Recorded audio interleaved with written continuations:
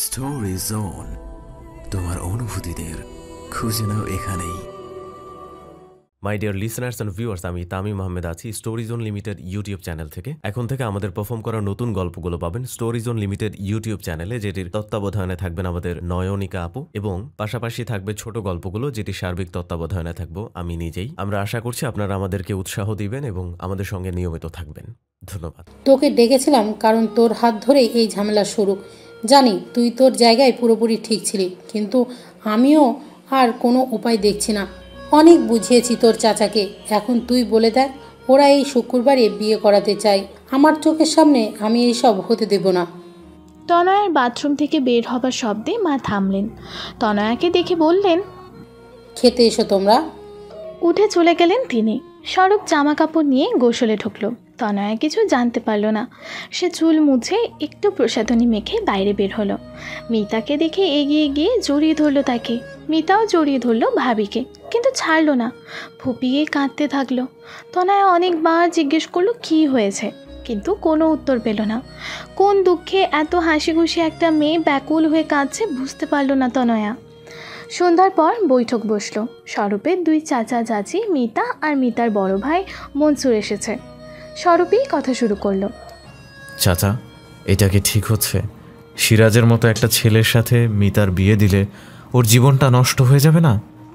জীবন তো আল্লাহর হাতে। আল্লাহ চাইলেও সিরাজের ঘরেও ভালো থাকবো, আর বিয়া না দিলে যে বাকি সবাই না খাইয়া মরা লাগবো তার কি? চাচা, এখনই আপনি দুই রকম কথা বললেন।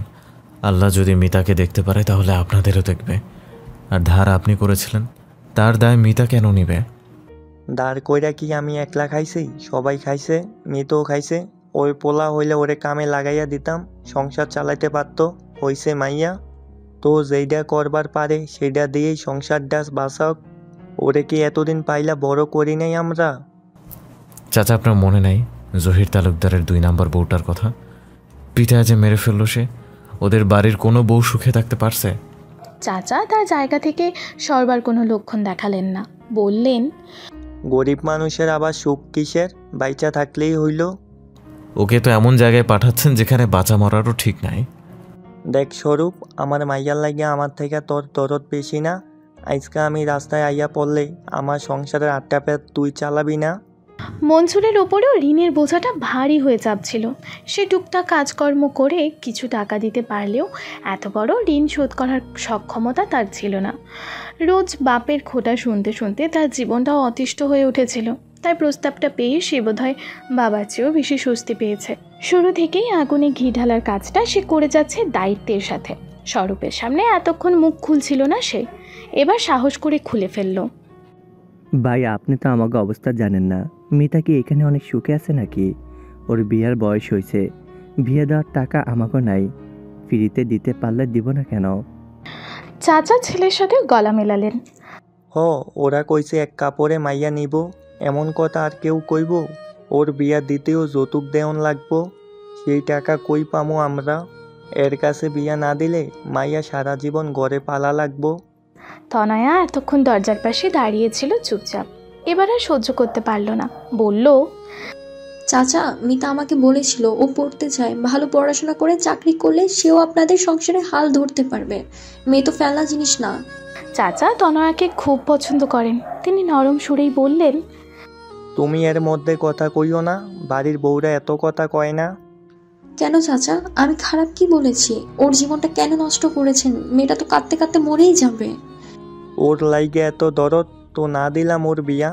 তুমি আমার দায় শোধ করবা, না করলে আর কথা কইও না। করব। ঘরে সবাই ওর দিকে অবাক হয়ে ঘুরে তাকালো। মেয়ে বলে কি? মা বললেন, তনয়া, তুমি ঘরে যাও, তোমাকে এখানে কথা বলতে হবে না। না মা, আমি সিরিয়াস। আমার কাছে টাকা আছে, বিয়ের মোহর আনার টাকা। তাছাড়া বাবা আমার নামে ফিক্সড ডিপোজিট করে রেখেছেন, সেখানেও টাকা আছে। আমি এত টাকা দিয়ে কি করব? টাকার চাইতে একটা মেয়ের জীবন অনেক দামি। আমার বোন নেই, মিতা আমার বোনের মতো। সেদিন ও না থাকলে আমি হয়তো মরেই যেতাম। আমি টাকা দিব মা, এমনি এমনি বলছি না। চাচার চোখে পানি চলে এলো। তিনি চোখ মুছে থেমে থেমে বললেন, না আম্মা, তোমার টাকা আমি নিতে পারুম না। তুমি যে কথাটা কইলা ওইটাই অনেক। দোয়া করি অনেক বালা হোক তোমার। কেন চাচা, কেন নিবেন না? চাচা উত্তর দিলেন না। স্বরূপ চাচার হাত ধরে বলল, ওর থেকে না নিলেন, আমি দেব। আমি তো আপনারই ছেলে। বাবা চলে যাওয়ার পর এই কথাই বলতেন না আপনি? তাহলে কেন আপত্তি? তাহলে কোনো আপত্তি থাকার তো কথা নয়। আমি ফিরে গিয়েই টাকা পাঠিয়ে দেব। আমাকে আগে বললে এত সমস্যা হতো না, ঋণও এত বাড়তো না। আপনি কথা দিন, মিতাকে এখানে বিয়ে দেবেন না? চাচা কিচ্ছুই বললেন না। এক হাতে স্বরূপের হাত ধরে আর এক হাতে চোখ মুছলেন। ঘরে নীরবতা নেমে এলো, শুধু মিতার কান্নার শব্দ শোনা গেল। সেই ফুপিয়ে কাঁদছে। সবাই চলে গেলে মা স্বরূপকে জিজ্ঞেস করলেন, তুমি কোথা থেকে টাকা দিবে? গাড়ি কিনতে যে টাকা জমিয়েছিলে সেটা দিয়ে কি দিবে? হ্যাঁ। কত হয়েছে? 10 লাখ হয়েছে। আর বাকিটা? ধার করবো তনয়ার থেকে। কি তনয়া দেবে? কেন দিব না? মা তনয়ের কাছে এসে ওর মাথায় হাত রেখে বললেন, তোমাকে তোমার বাবা মা কোথা থেকে এনেছে বলো তো? কেন মা? না, জিজ্ঞাসা করলাম। আমিও সেখান থেকে একটা লক্ষ্মী মেয়ে আনতাম। স্বরূপ ভ্রুকুচকে বলল, কেন, তোমার ছেলে কি লক্ষ্মী নাকি? হ্যাঁ, আমার 2 ছেলে মেয়ে সোনার টুকরো। তনয়া মায়ের সাথে রান্নাঘরে গেল রাতের খাবার তৈরির সাহায্য করতে। স্বরূপ ঘরে চলে গেল। আজকের এত কাণ্ড ছাপিয়ে তার মাথায় তনয়ার কথাগুলো ঘুরছে। ওকে এতদিন মিষ্টি একটা মেয়ে মনে হয়েছে, টুকটুকে সুন্দরী নরম মনের একটা মানুষ, কিন্তু আজকে আর একটা রূপ ওর মন ভরিয়ে দিয়েছে। স্বরূপের কখনো মনে হয়নি মেয়েরা এত বড় মনের হতে পারে। আছে তো অনেকেরই, কিন্তু দেয়ার মানসিকতা কজনের থাকে? ইউনিভার্সিটিতে পড়া একটা মেয়ে টাকার মর্ম বুঝবে না এমনও তো নয়। আবার ওদের অঢেল টাকা পয়সাও নেই।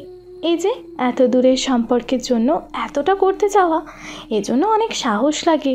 শুধু শুধু সে মেয়েটাকে দুর্বল ভাবছিল। সে নিজেই টাকা দেবার কথা বলার সাহস পাচ্ছিল না।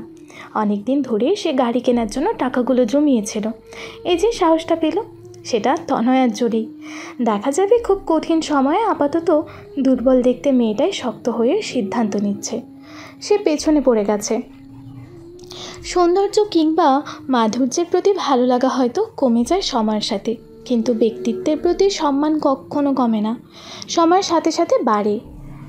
সকালে চা খেতে খেতে অনেকক্ষণ গল্প হলো মা ছেলের। তনয়া তখনও ঘুমে। বিয়ের চক্করে গতবার মায়ের সাথে জমিয়ে গল্প করা হয়নি স্বরূপের। তাই নামাজ পড়তে ওঠার পর তনয়া আরেক দফা ঘুমের জন্য শুয়ে পড়লেও সে না শুয়ে মায়ের কাছে গিয়ে বসলো। আজ স্কুল ছুটি। মা নাস্তা তৈরির প্রস্তুতি নিচ্ছেন, পিঠা বানানো হবে। গতকাল চাল গুঁড়ো করে আনা হয়েছে। বাজারের দিকে চাল ভাঙানোর মেশিন থাকলেও মা চাল ভাঙাতে দেন জরির মায়ের কাছে। বিধবা মহিলা স্বামী মারা যাবার পর তার ফেলে যাওয়া সম্পদ বলতে পেয়েছে ওই এক ঢেকি। মায়ের বড় মায়া হয় গ্রামের গরিব মানুষগুলোর জন্য। এত সামর্থ্য না থাকলেও যার জন্য যতটা পারেন তিনি করেন। এসব নিয়েই কথা হচ্ছিল দুজনের। ভোরের মিষ্টি বাতাস বইছিল সাথে। মা জিজ্ঞেস করলেন, থাকবি কয়দিন? তোর তো অফিসে ছুটি নেওয়া আছে।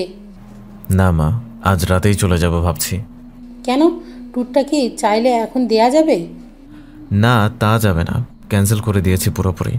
ভাবছি অফিসের ছুটিটাও ক্যান্সেল করব।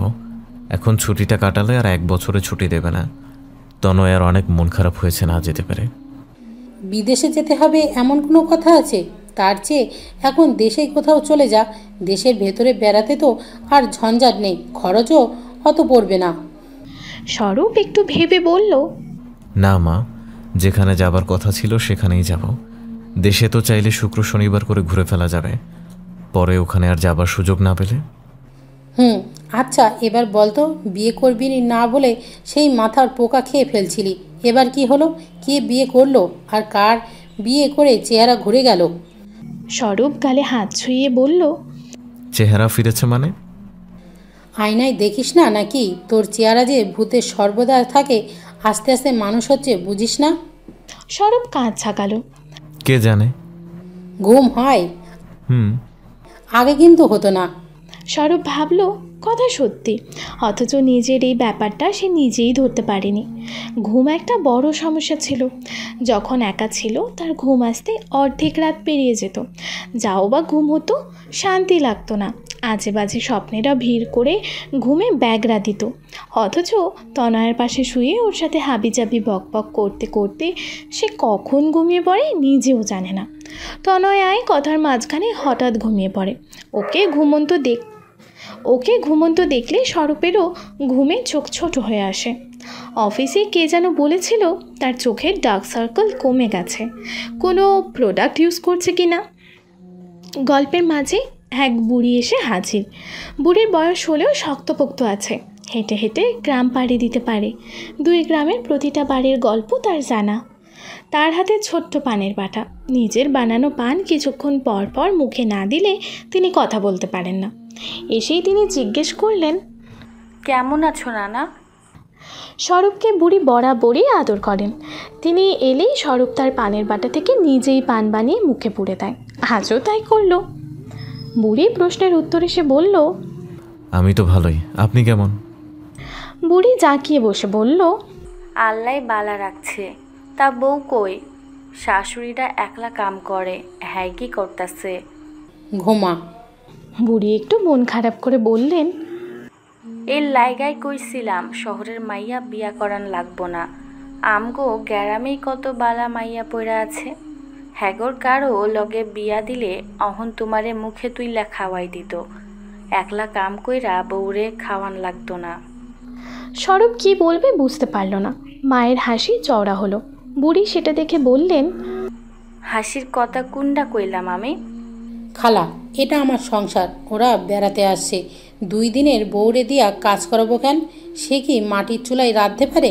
আমি তো পায়ের ওপর পা তুলে খেতে ছেলেকে বিয়ে করাই নাই, বিয়ে করাইছি যাতে ছেলে ভালো থাকে। সে ভালো আছে, দেখেন তার চেহারা ফিরছে না, ব্যাস, আমার আর কিছুই লাগবে না। বুড়ি স্বরূপের দিকে তাকিয়ে ওর গালে কপালে হাত বুলিয়ে বললেন, আহারে, পোলারা কত হুগাইয়া গেছে। তুমি ওইলা মডার্ন মা, শিক্ষিত হইয়া চোখে বেশি দেখো। বউ কি না কি খাওয়াই, মায়ের কাছে থাকলে পোলার চেহারা এমন হয়? মা এবারও হাসলেন, কিছুই বললেন না। বুড়ি সমালোচনায় আরাম না পেয়ে উঠে চলে গেলেন। অন্য বাড়িতে নিশ্চয়ই বউয়ের দেরিতে ওঠা নিয়ে কথা শুরু করলে চমৎকার আসর বসে যাবে। ওরা মা ছেলে মুখ চাচাই করে হেসে ফেলল। বুড়ি বরাবরই এমন। স্বরূপের মায়ের কোনো কথা পছন্দ না হলেই সে বলবে বেশি শিক্ষিত হয়ে তার মাথাটা গেছে। তবে ওরা রাগ করে না, বুড়ির মন ভালো। স্বরূপের বাবা মারা যাবার পর যে কজন মানুষ সত্যিকারের পাশে থেকেছে, ইনি তাদের একজন। আজও ওরা ফিরবে রাতের ট্রেনে। তনয়ার বিকেলের দিকে হঠাৎ মনে হলো বিয়েতে তাদের অনেক ছবি আছে ঠিকই, কিন্তু মায়ের সাথে ভালো ছবি নেই। কেন নেই? কারণ তাদের মা ছবি তোলার সময় বড়ই লাজুক। তার উপর ফটোগ্রাফারের সামনে পোজ দেওয়াতে তো তার মহা আপত্তি। মা ঘরে বসে স্কুলের কিছু কাজ নিয়ে বসেছিলেন। তনয়া তাকে টেনে নিয়ে এলো। নিজের মেকআপের সামগ্রী দিয়ে কতকটা জোর করেই সাজিয়ে দিল। মা নিজেকে আয়নাতে দেখে লজ্জা পেয়ে ঘুমটা দিয়ে বসে রইলেন। তনয়া বলল, মা, আজ কিন্তু ছবি তুলবো অনেক, আপনার ছেলেই তুলবে, তাই কোনো অজুহাত শুনবো না। মা করুণ চোখে তাকালেন। এই কি যন্ত্রণা? স্বরূপ গ্রামের বন্ধুদের সাথে দেখা করতে গিয়েছিল। তনয়া তাকে ফোন করে বলল, তাড়াতাড়ি এসো, ইমার্জেন্সি। স্বরূপ কিছু বলার আগেই সে ফোন কেটে দিল।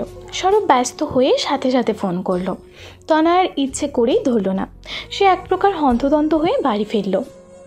তনয়া দরজার সামনে দিয়েছিল। স্বরূপকে দেখে বলল, ঘরে গিয়ে দেখো তো মায়ের কি হয়েছে। স্বরূপ ছুটে ঘরে ঢুকে দেখে মা নতুন শাড়ি পরে ঘুমটা দিয়ে বসে আছে। সে ভেবেছিল অসুখ বিসুখ হয়েছে, কিন্তু মা তো দিব্যি বসে আছে। কিন্তু ঘুমটা কেন হচ্ছেটা কি? তনয়া এসে জোর করে ঘুমটা সরালো। স্বরূপ স্বস্তির নিঃশ্বাস ফেলল। তনয়ার উপর রাগ হলেও হলো না। মাকে ভীষণ সুন্দর লাগছে। তার মা এত মায়াবী সুন্দর, অথচ তার অতিরিক্ত পরিশ্রম আর আটপৌরের জীবনযাপন সেই সৌন্দর্যটাকে ঢেকে রেখেছে। তনয়া বলল, আমাদের ছবি তুলে দাও এখন।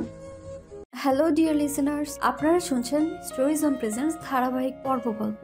আমাদের সামগ্রিক প্রচেষ্টাকে উৎসাহিত করতে লাইক এন্ড কমেন্ট করতে ভুলবেন না। Thank you. ট্রেনে বসে ছবিগুলো দেখছিল স্বরূপ। তনয়া আজ তার কাঁধে মাথা রেখে আরামে ঘুমোচ্ছে। তার ঘুম আসছে না কেন যেন। আজ বিকালটা এত সুন্দর ছিল। আশ্চর্য ব্যাপার হলো, মায়ের সাথে তার কোনো ছবি ছিল না, আজ তোলা হয়েছে। মায়ের মাথার সাথে মাথা টিকে তোলা ছবিটা সবচেয়ে সুন্দর হয়েছে। ছবিটা ওয়ালপেপারে দিতে গিয়ে কি মনে করে দিল না, বরং ওদের তিনজনের কিছু ছবি তুলেছিল টাইমার সেট করে, সেগুলোর একটা দিয়ে রাখলো। তার জীবনে এমন একটা সময় এসেছিল যখন প্রতি মুহূর্তে মরে যেতে ইচ্ছে হতো।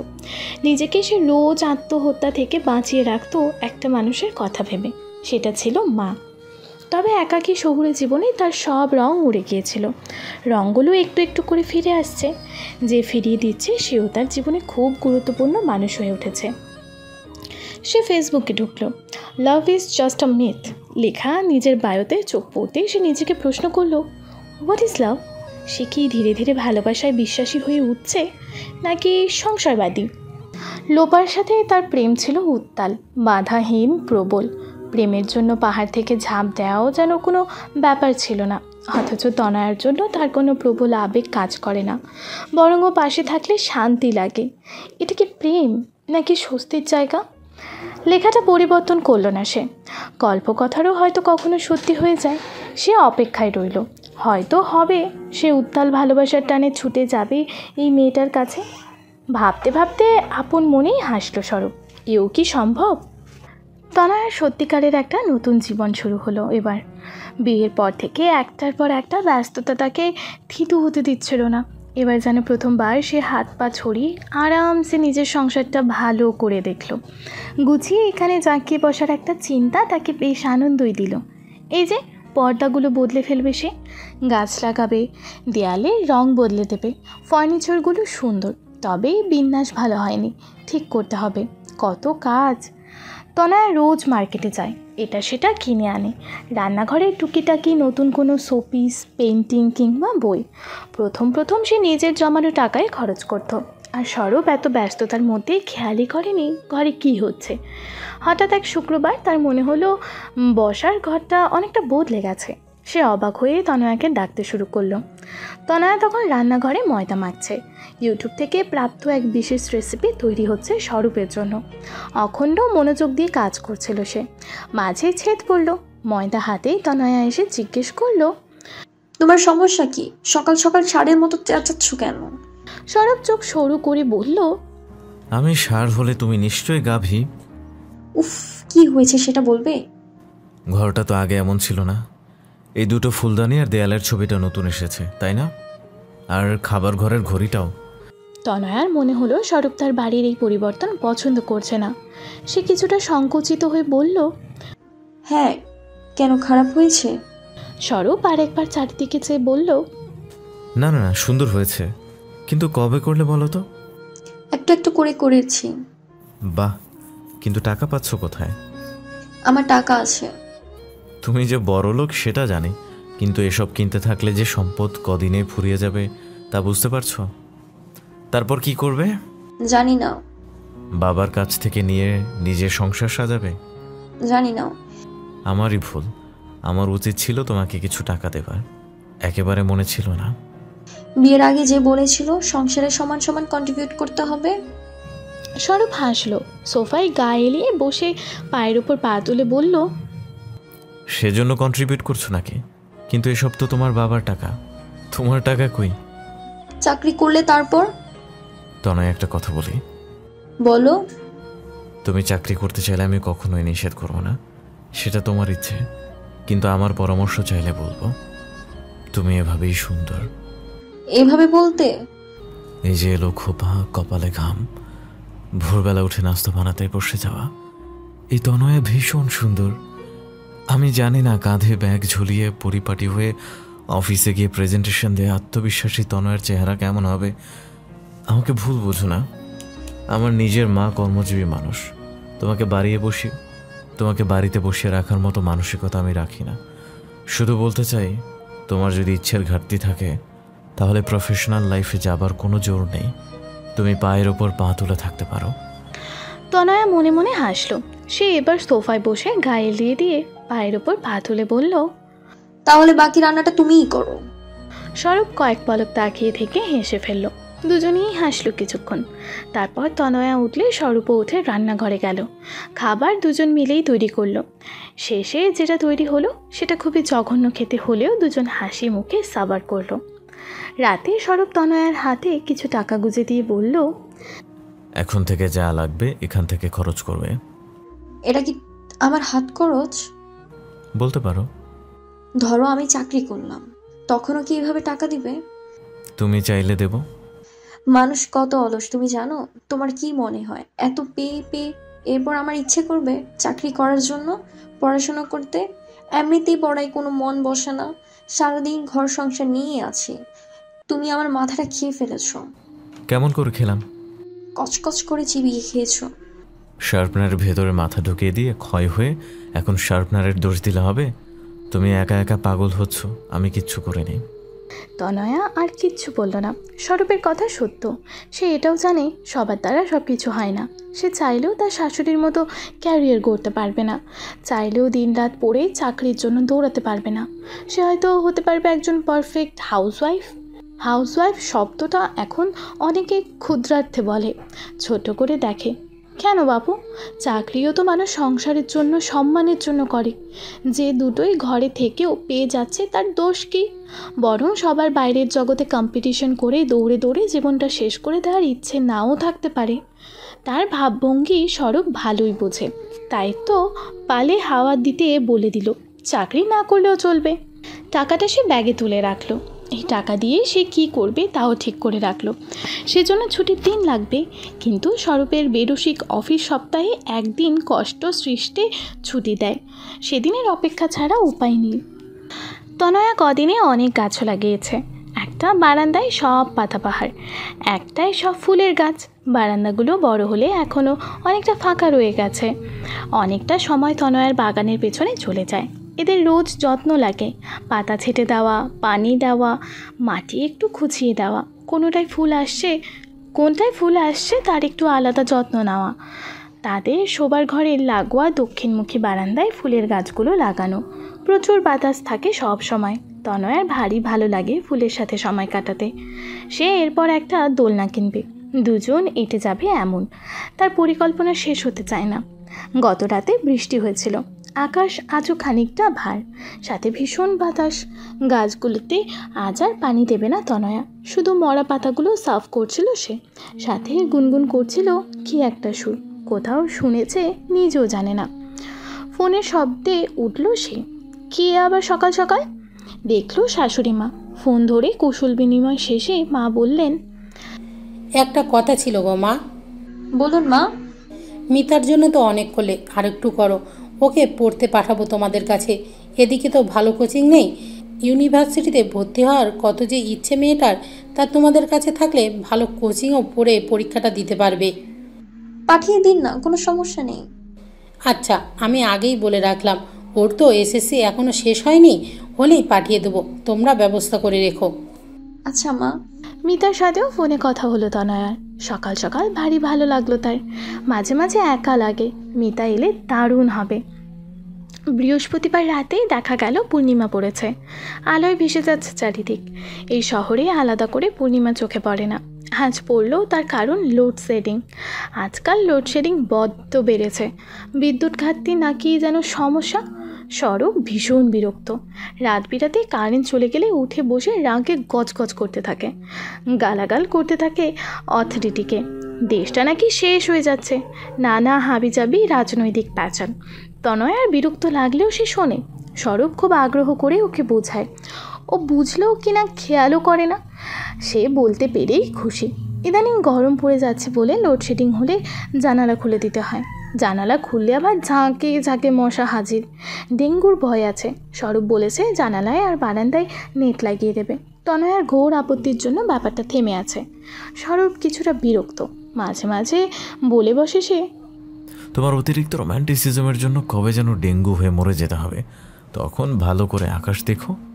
তনয়া পাত্তা দেয় না, হাসে শুধু।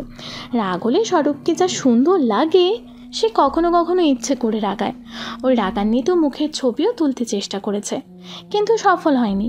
স্বরূপ বেশি রেগে গেলে আক্রমণাত্মক হয়ে ওঠে। হাতটা চেপে ধরে কামড়ে দিতে আসে।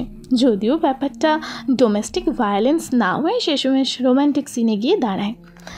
আজ লোডশেডিংয়ের পর জানালা খুলতেই দেখা গেল মস্ত চাঁদ। তনয় তাড়াতাড়ি বসার ঘরে গিয়ে পর্দা সরিয়ে দিল। আলোয় ভেসে যাওয়া ঘর, কি সুন্দর! আহা! সে স্বরূপকে শোয়া থেকে জোর করে তুলে নিয়ে এলো। স্বরূপ খানিকটা অভ্যস্ত হয়ে গেছে তনয়ার পাগলামিতে। সে হাই তুলতে তুলতে বসার ঘরে আসে। সত্যিই সুন্দর লাগছে, কিন্তু তার চোখে প্রকৃতি এত সুন্দর হয়ে ধরা দেয় না, বরং আগামীকাল অফিস নেই ভেবে আরামে তার চোখ বন্ধ হয়ে আসতে চায়।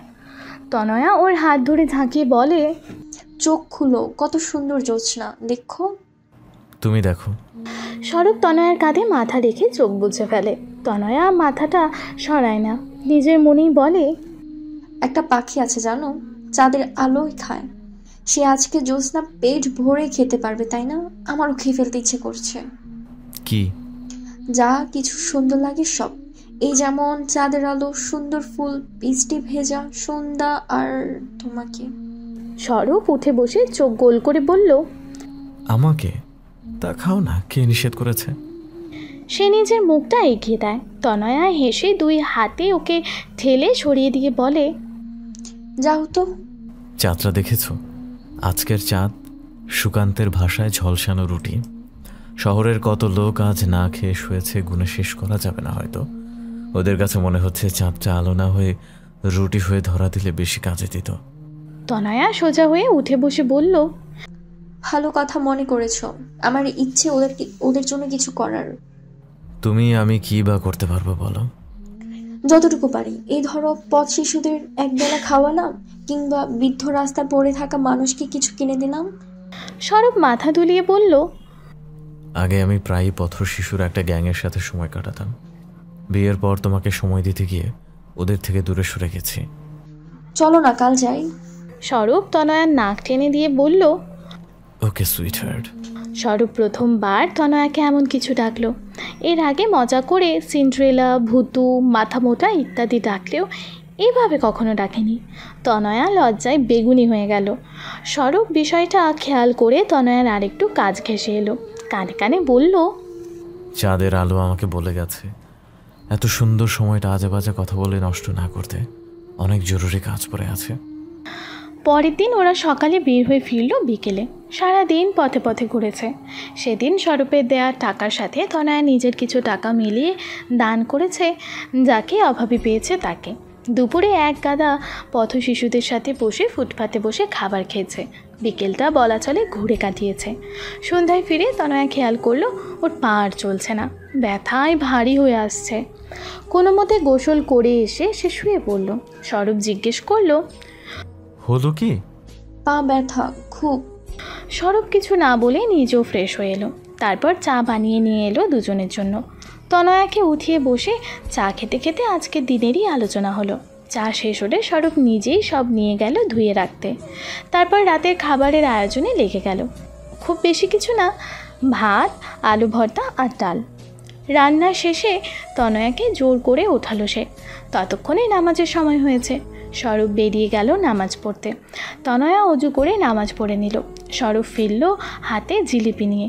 কে যেন মসজিদে মিলাদ পড়িয়েছে। তনয়া ভীষণ আগ্রহ করে খেলো দেখে স্বরূপ হেসে জিজ্ঞেস করলো, তোমার জিলাপি পছন্দ?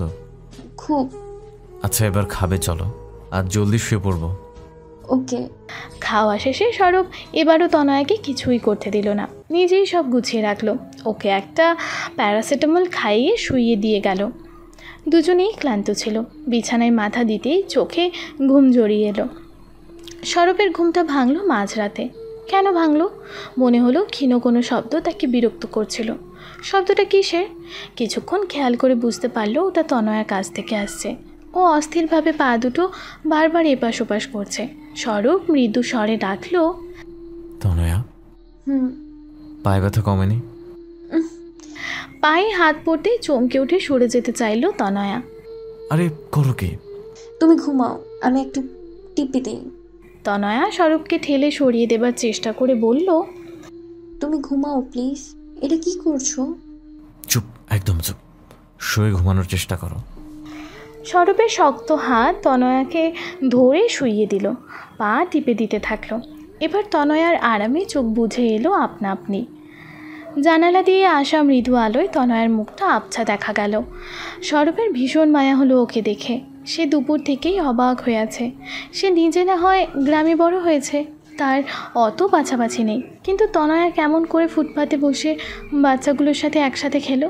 মেয়েটা সারা দিন ছোটাছুটি করেছে, বুঝতে দেয়নি কষ্ট। এখনও ব্যথায় ঘুমাতে পারছিল না, তবুও তাকে ডাকেনি। এত নরম মনের একটা মেয়েকে তার কাছেই আসতে হলো। সে কি ওকে ডিজার্ভ করে? চমৎকার কোনো ছেলের সাথে তনয়ার বিয়ে হতে পারত, যে ওকে ভীষণ ভালোবাসতো, ওর মতো করে পাগলামি করত, দিন রাত ভালোবাসি বলতো। চিন্তাটা একবার মাথায় আসতেই সৌরভের শরীরে সামান্য ঝাঁকুনি দিয়ে গেল। নিজের চিন্তার জন্য নিজের উপরে রাগ লাগছে। অন্য কাউকে তনয়ের পাশে ভাবার ক্ষমতা তার নেই। যত সব বাজে চিন্তা। যা হয়েছে ভালো হয়েছে, সে নিজেই ওর বর হিসেবে ভালো। অন্য কেউটা আসছে কোথা থেকে? ব্যথা কমেছে এখন? তুমি ঘুমাওনি? না, তোমাকে জড়িয়ে ধরে ঘুমাবো, আসো প্লিজ। সৌরভ এবার শুতে গেল। মাথার চিন্তাটা যাচ্ছে না। সে জিজ্ঞেস করলো, তনয়া, তোমার যদি এমন কারোর সাথে বিয়ে হতে চায়, তোমাকে খুব ভালোবাসতো, তাহলে ভালো হতো না? স্টোরি জোন, তোমার অনুভূতিদের খুঁজে নাও এখানেই।